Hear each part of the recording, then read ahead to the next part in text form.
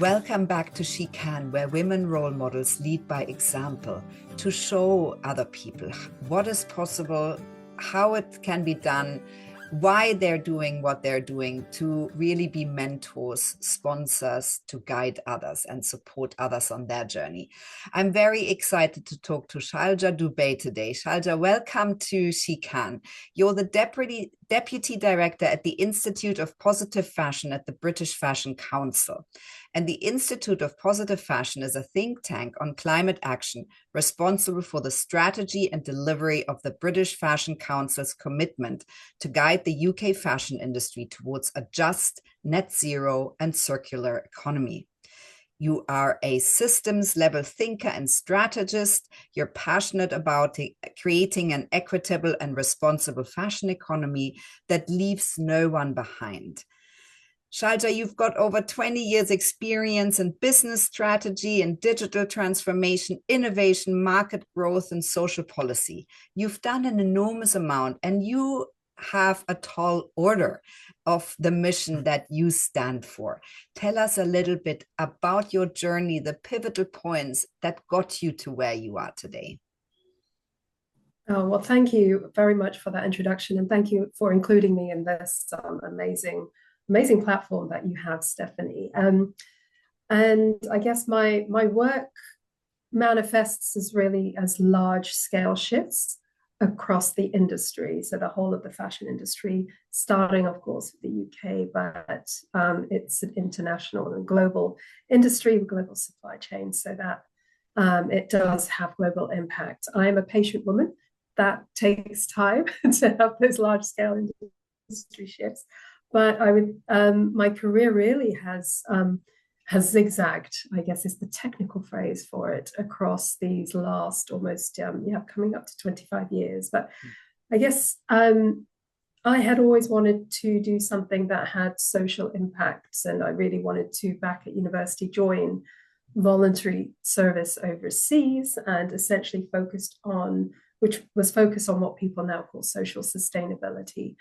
And I guess this sense of needing equity and equality has always been strong in me. And I always have seen to be also in the female gender kind of minority, as well as a woman of color as well, having grown up in England and in the US, knowing that I may not be part of the visual majority in some of the worlds that I occupied was always known to me, but never a deterrent, more of being something as an ambition to help drive change for, actually. And for example, I was also the only female on my physics and A-level maths courses pre-university. I was one of 6 women on a course of over 55 students doing mechanical and environmental engineering. So back when the word environment was used much more commonplace than sustainability. So I guess this idea that I was going forward with what I believed in and what I was interested in, regardless of whether I was part of a set composition that was the norm, wasn't something that really affected my choices. But I was able to essentially move from, I guess, an engineering degree to sustainable fashion over a very, very long amount of time. And having moved into engineering jobs straight out of university and being able to gain valuable experience of managing different types of projects, but realizing the impact of transferable skills and crucially relationship building as well, and being able to expand my interpersonal skills and my professional relationships as well, moving from different engineering firms, first from hardware engineering to software engineering, but really the strength of those solid relationships based on trust was a key takeaway in everywhere that I would go. And being able to move forward with what my desire and my passions were. There was always so much interest. I have a huge curiosity about the world, and being able to understand how different things work and different things move together. And I guess that's where I found myself being more considered as a systems level thinker, and that's very much where my work takes me today. But I guess the key thing that I've really been able to pivot to arrive at where I am now is when I eventually moved into a management consultancy firm, where there are a huge amount of opportunities there with these different large clients that we were working with. There was for me this indefinable thing, which meant that I didn't want to take the linear path to, I guess, corporate ladder. And I wanted to experience more. I wanted to take more of those social policy roles and do pro bono work that we were able to be fortunate enough to support some amazing clients on a pro bono basis and use my business skills on that pro bono basis as well. And also do a lot of what we call side of desk work, such as girls in STEM, and indeed where I find myself now. So I was supporting British Fashion Council, helping to set up the Institute of Positive Fashion. I was working at that, crucially, at that intersection between fashion and sustainability in business, whilst being a management consultant. So how I was able to transfer those skills over to the work that I'm essentially doing now just actually seemed like quite a logical flow. And I guess being able to consider the wider interventions of change that businesses can make to the wider tapestry of the industry direction, but also government work as well. So I really started understanding more about the different elements to what makes up the world we live in terms of business and the interconnectedness of society, and the role that businesses and government has to play to make change, not just here, but elsewhere in the world. So I think being able to also, what you've said previously, it's easier to be what you see as well, Stephanie. I think that's another thing that you've said previously on this platform, and to be able to drive change much more visibly with those that I work with as a woman and woman of color has been really important to me, especially now as I have a daughter as well. Amazing, Shailja. Oh, I see you and I hear you loud and clear. And so tell us a little bit more about your role now at the Institute of Positive Fashion.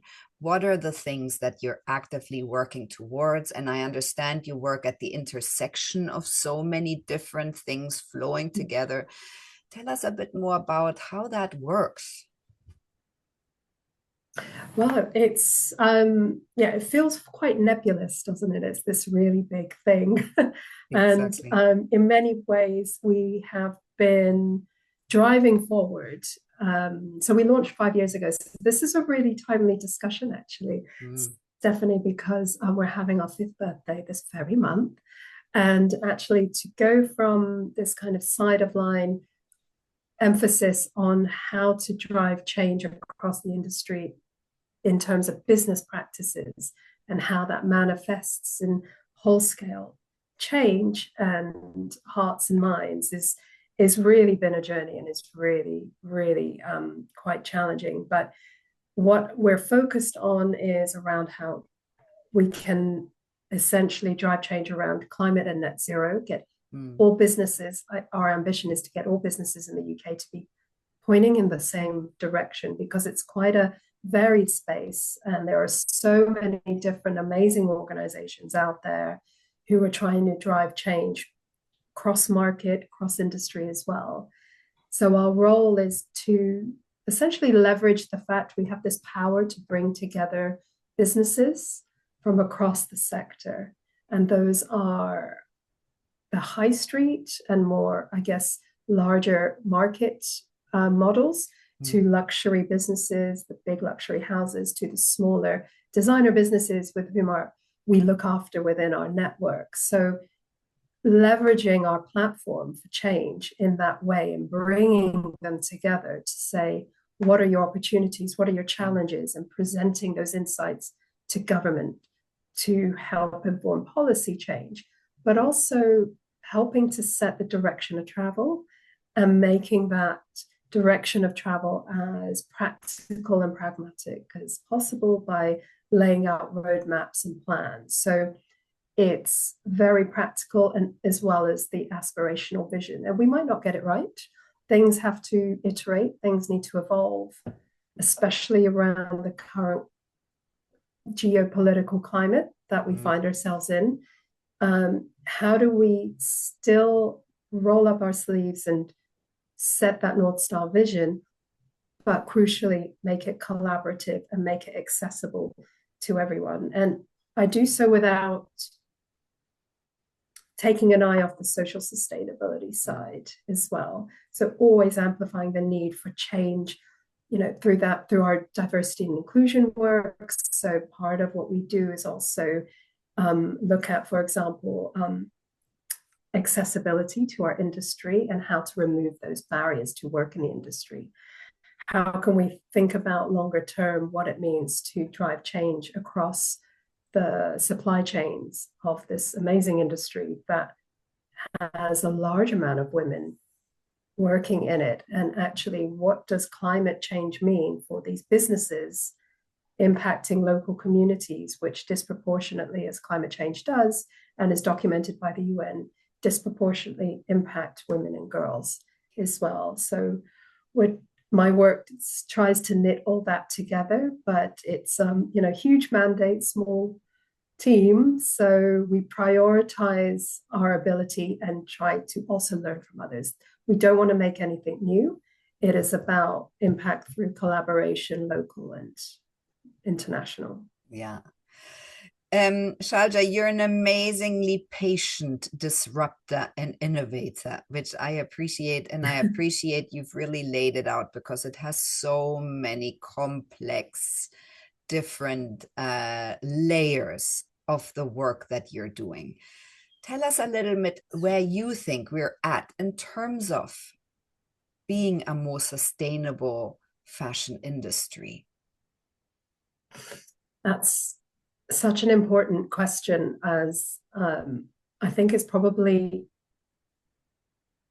the answer I would gives more of a litmus test to, I guess, where the wider world is as well. We have an incredibly long way to go when it comes to really meeting UN goals. So the work that we do is at the British Fashion Council is to really drive forward change under the UN goals. We're science-based, science-led rather, and evidence-based. And there's a lot of work that we need to do to meet UN goals by 2030. We're quite considerably off track for those to help limit global warming. However, we've also come a long way. So, for example, I guess this is front of mind at the moment, but if we think about, say, recycling infrastructure that's really needed to help mitigate this huge waste problem we have in our industry.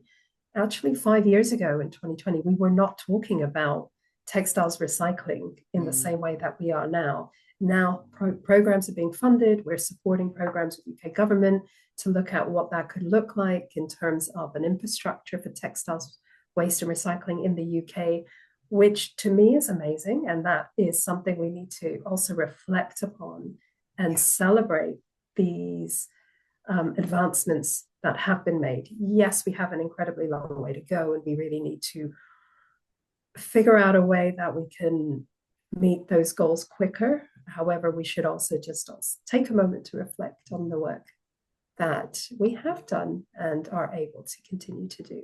Absolutely.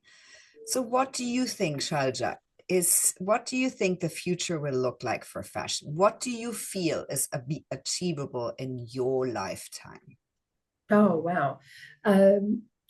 First of all, I find this, this really is kind of like my life's work to try and drive forward that change. I think what's achievable is, and what I'm driving towards is to have, certainly with the UK context, if we can be this exemplar really of what other nations can do, and that is to have, because we're such a community feel when it comes to this industry in the UK and broadly as well.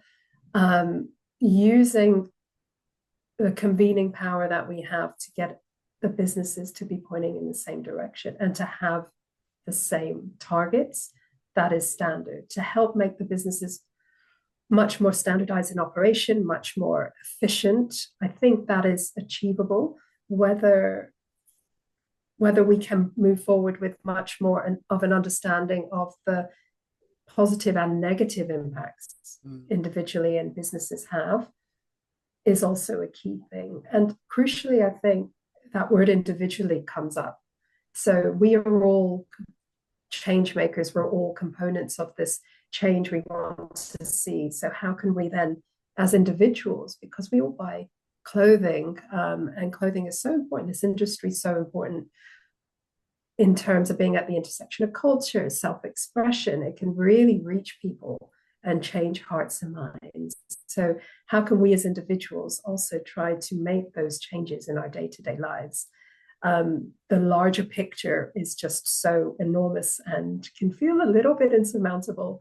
So what are those pragmatic steps that we can take? And we start with, the individual. I don't like to call them consumers. I like to call us citizens. We're all citizens of this world that need to clothe and express ourselves. So what are those small changes we can all take to lead a 1.5 degree aligned lifestyle? Shailja, so I believe the fashion industry is the second biggest polluter in the world. Is that true? And if that is true, what can we as consumers, so young girls, young women, all of us, how can we all consume better to make the world a better place, to all do our little bit of impact we can have as consumers to bring about change here? Yeah, that's really crucial to setting achievable goals for the industry, but not just for fashion, but for the world, planet as a whole. Everything is interconnected. And if we start with ourselves and to be able to look at where our clothes are made, who's making them, are those people being paid a fair living wage across the supply chain, who we are buying from can be, and choosing not to buy from someone if they're not being transparent, they're not being fair or equitable to those who are in their supply chain. That is an act of activism in itself, and a really, really important decision we can make as individuals. Have also look at what those clothes are made of that one does buy, because I guess it's more about feeling like you're a custodian of what you are owning, as opposed to a consumer of fashion. Because even having a slight word change can really drive a different behavior in the way we interact with our clothing, but also everything that we own as people. So adopting more of what we call the circular economy mindset as well. So typically all the businesses and the industry is built on a linear take, make, and then throw away culture. That's the system that the industry has developed into, and indeed an industrialization across the 20th century. So moving more towards a more regenerative mindset and just thinking about how clothes are made. Does this particular product use regenerative cotton, for example? Does that company help the farmers that are growing that cotton to understand how best to use their land properly, so that climate and weather patterns don't cause desertification to their land? These initiatives are happening now, and a lot of companies are talking about it, but a lot aren't actually. So I think with some mindful research into what you would like to buy and what that product represents to you and how that represents yourself as well, can be a real strong proponent of change and be able to show others your own values and your own beliefs, because you're literally wearing them every day. Shailja, and what do you feel about greenwashing? As you were talking, I was just thinking there is a lot of companies, especially the bigger ones, that seem to try and do every now and then something that looks to us as if they are walking in the right direction. And then often those projects get binned again. And I just feel, and I wonder if what you think about that. Is it that young companies that are starting out in the fashion industry now, that they take this more seriously and that they try and do it in a way where they're doing less harm to our Mother Earth and our people on it? I've just come back from a trip to Cape Town where I thought everything was thought of. You know, every young fashion company used materials that were good for the earth. They looked after the people that produced it. They use an enormous amount of recycled material. And I just don't see that in our parts of the world. Mm. So, you know, do you feel like young entrepreneurs in this industry are taking more care and are big sort of, you know, fashion giants that have been around for a while are being very slow in the uptake? Are we consumers not demanding this enough?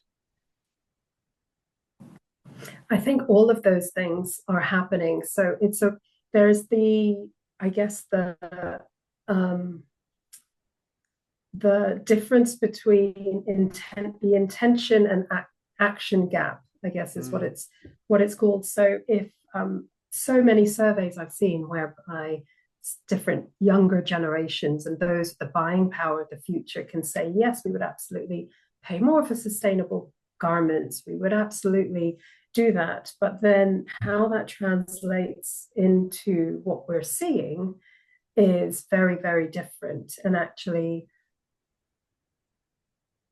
with a lot of companies who are trying to drive change from the ground up, we are definitely seeing that with the BFC designers who are within our network, and an amazing plethora of brands who have this built into their brand DNA from the ground up. So using lower impact materials, making sure that the quantities that they produce are lower.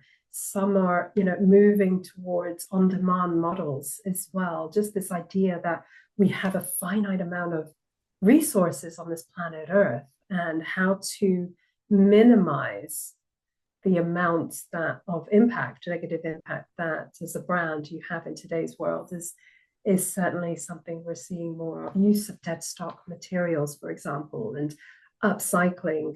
So not even using virgin materials and new materials, but actually using what already exists is also something that we're seeing. And that's translated as well across into high street and even luxury houses. If we look at the increase in rental and resale platforms out there, this idea that we have everything that's already made out there and inherently has a value, how can we keep it in the system for longer? So that's quite exciting to me. And then when we think about, to your question about green hushing and greenwashing as well, greenwashing, but we see green hushing where, you know, brands are doing a lot of work, but doing it on, you know, very quietly. We're trying to encourage a lot more transparency.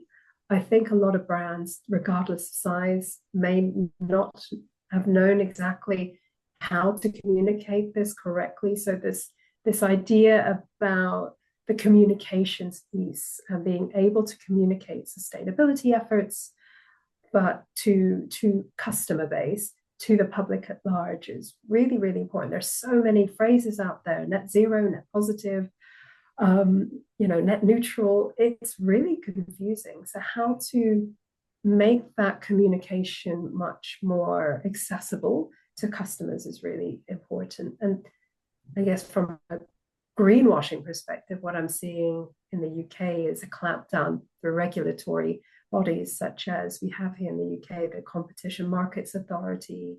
There's the UK Green Claims Directive, and businesses are being penalised as increased level of scrutiny has come into the UK and will be coming in through EU regulation as well. So that's quite fascinating and quite the kind of the carrot and stick needed to help drive change as well, actually. And I'm sure a lot of businesses out there have been expressing some of their sustainability credentials based on how the language has been used to date, which, yes, it can be misleading. So saying a collection has used some, for example, recycled plastic bottles doesn't actually make it sustainable in a fashion sense, because recycled plastic bottles cannot be used, therefore, in a recycling infrastructure for textiles at end of use. So there's a level of education that I think still needs to happen for brands and businesses. But I think we're getting there with the regulatory landscape changing, because that's helping to drive brands to understand better their role and how they can be part of the change as well. I always feel we need so much more education around that, because I don't feel that young people, unless they're really doing all of their own research, they really know, and they don't know what all these different expressions Yeah. exactly mean, etc. So, Shailja, what kind of a leader are you? What kind of a leader do you want to be? Tell us a little bit more about that. Oh, I guess I'm trying to focus more. I'm going through quite a place at the moment. So that's a really lovely question, because I'm trying to focus more on being that human-centered leader and being much more mindful and encourage everyone. I've always tried to encourage everyone around me to be more empowered. I probably need to be more balanced and be a good role model in that regard. I continue to spin many plates simultaneously, so probably need to take a step back to, I guess, refill my well, as the phrase goes. But in terms of leader, what I want my team to work on, and I want to understand what motivates them. I share my thinking on in my day to day as much as possible. So quite often I have to pivot between this kind of larger blue sky strategic thinking down to the minutiae details of delivery and how it's going to impact the different parts of our sector. So what I like to do is try to explain my thinking around that to really help those around me understand my process and my thought flows, but also encourage ideas and encourage this as a fertile space to go, okay, what do you think? Always open to new ideas. I think being curious about the world is really, really important. So how do I try to also support my team on difficult challenges and help to empower them through different aspects of their roles? But also, I think it's important to share positive feedback as we go.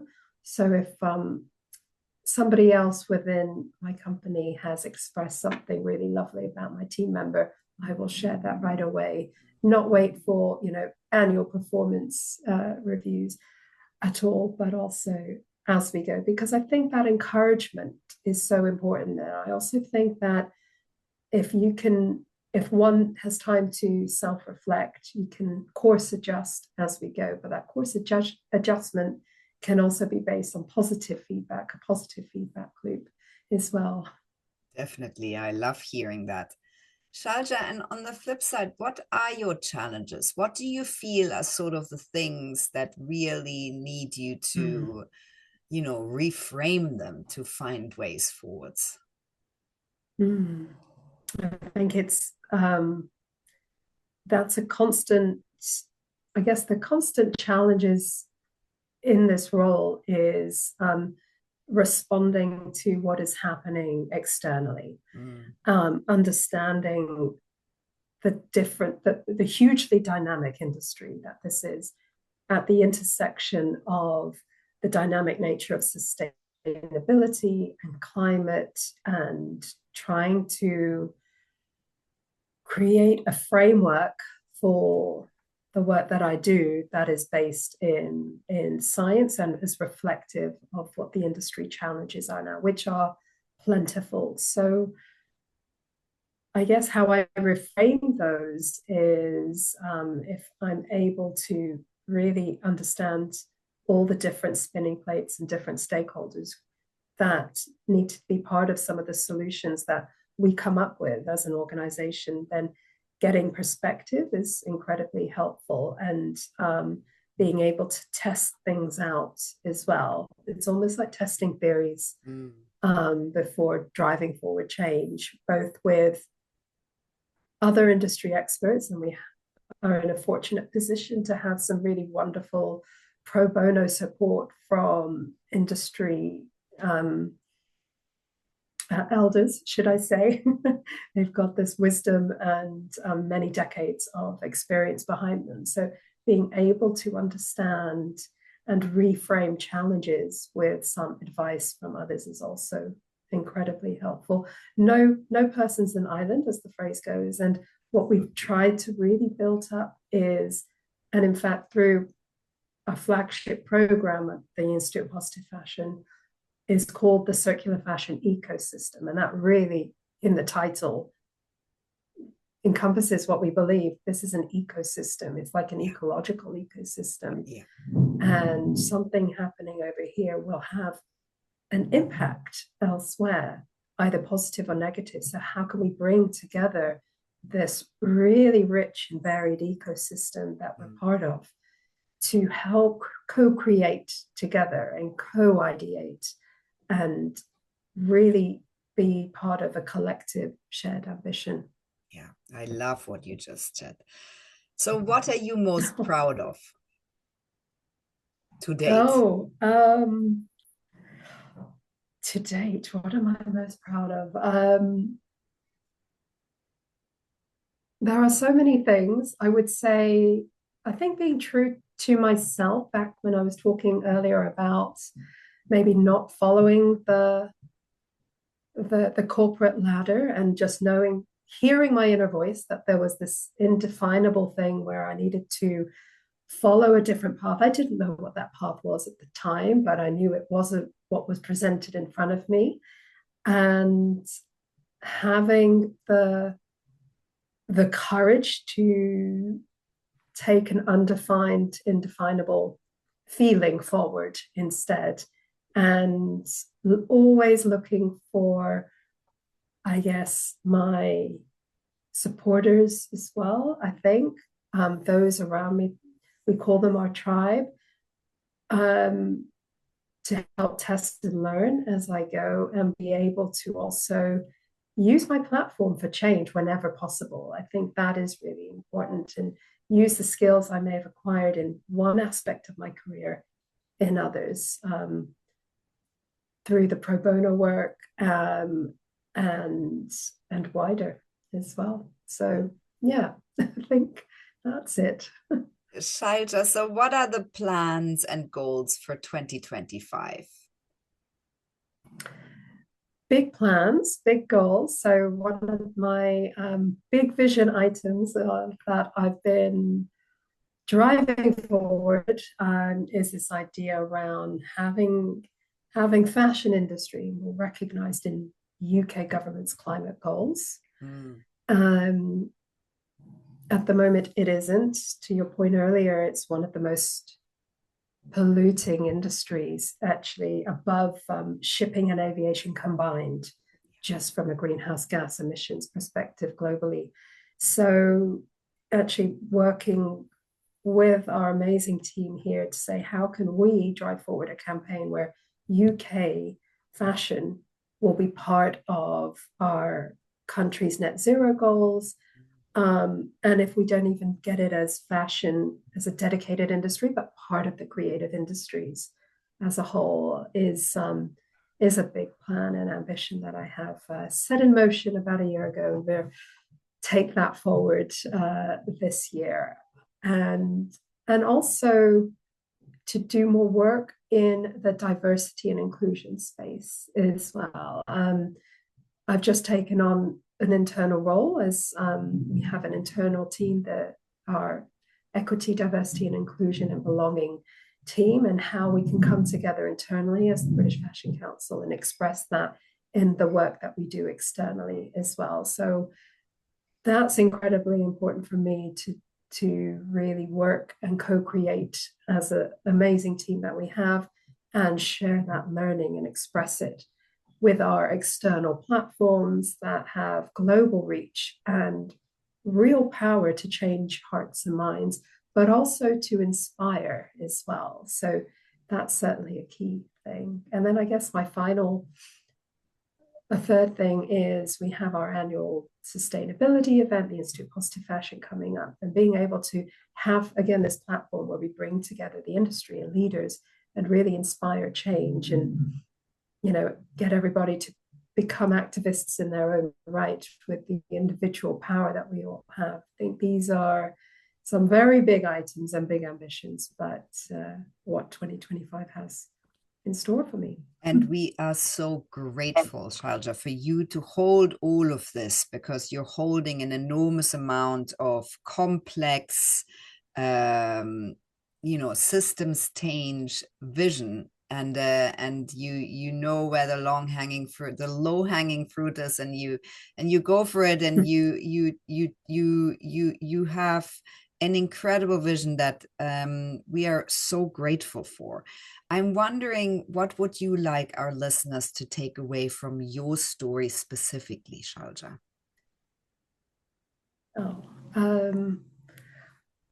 Know your values. So regardless of career path, organization, role, know what's important to you, listen to that inner voice, and hold it, nurture it, amplify it, whichever way you can. Also, that everyone is learning on this path of life, and with such a dynamic world that we live in, read everything, seek the truth, especially important in today's complicated world. Discuss, debate, understand, challenge, but also share and collaborate and support. I would say that also things may take time to manifest, and that's okay. I'm certainly somebody who's in it for the long game. Something I did maybe 5 years ago is only now coming to fruition. So again, as I said earlier, I'm quite a patient woman. But I guess the final thing I would say is also, please find your tribe, your supporters, find your platform. You will not be in every room. So just from an equity and inclusion perspective, this is really important. So who's going to advocate for you, and how can you advocate for those who are not in the room? I think that's going to help drive change much more broadly. Yeah. Shailja, so if you could write a postcard to every person in this world with one sentence, what would it say? Oh, I'm sorry. I think you broke up a little. Sorry. If you could send a postcard to every person in this world with one sentence, what would that postcard say? Oh, that's a really fabulous question. One sentence. Okay. Be kind, be supportive, and advocate for those not in the room. Shailja, I'm so unbelievably inspired by you. I'm so thankful for you to be here and to tell your story, and to be such an important role model that is leading with evidence and science-based facts to find solutions that are unbelievably big and complex, for leading with these big visions, and for being patient enough to make them smaller and achievable, and then find ways forward. And I'm also so grateful that you talked about diversity, equity, and inclusion, your activism in here, the work that you do to help and support others who are not in the room, and for amplifying that, because it is under attack, and that is a worldwide problem. Even though it is being under attack in America. I've heard so many people already in the UK where the UK is slightly aligning themselves along this